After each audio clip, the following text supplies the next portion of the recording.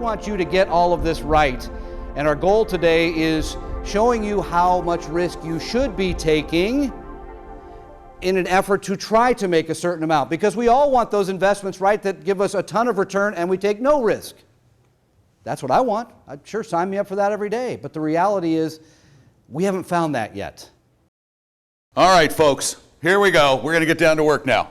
This is the serious stuff. We're going to start building a portfolio so that you can finally invest right. Because I got to tell you, most people in this country invest really badly. They get emotional. They let emotions drive their decisions. They're in at the wrong time. They're out at the wrong time. And they never, ever have enough diversification in their portfolio. And diversification is the key, as Tom said, to reducing the roller coaster ride that is the stock market. First thing we do, this is what people generally do with a diversified portfolio. They build a balanced fund. They go out and they put 60% of their stock in the S&P 500. This is what Vanguard Wellington is. This is what Vanguard Balanced Index is.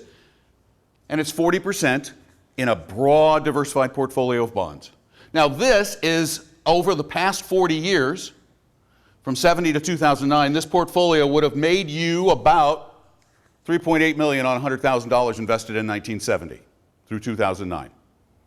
Not a half bad return, considering in that time frame we had the 70s, at the beginning of that time period, we had the 80s where we had the big crash, and we had the lousy 2000s. They were all in here, yet if you invested over a 40-year time frame, long term, you would have made $3.8 million.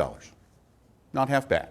And that's a typical little boring balanced fund. You can get it at Vanguard for 0.3% per year, no load. Not bad. Then we discovered that you can actually reduce the volatility, because what we want to do here at the beginning is we want to start reducing that. The only risk we have left is volatility, so we need to reduce that. The reality is, can you stay the course when it gets bad, when your portfolio goes down a great deal? Will you stay, or will you say, oh, I surrender, it's over? Gold has never made money for anybody except speculators, ever. If you bought gold back at its peak in 1980, and you held it long term, I'm talking about you're a good investor. You held gold from its peak in 80 when it was hot. Remember, everybody was telling you back then, we were all alive in 1980. Everybody was saying gold, next stop 10,000. I remember I had them on my show. Next stop, 10,000. So you bought it at 800. And you held it till today. What was your average annual return on the gold?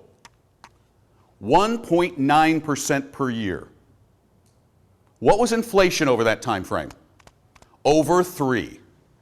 Gold didn't even keep up with inflation. We believe in investing as a science, academic-based. Nobel Prize winners have put this together. They've looked at the long-term, 80 years of market performance and said, it makes sense to be in smaller firms. Yes, you need some of those value-oriented companies. You should be globally diversified.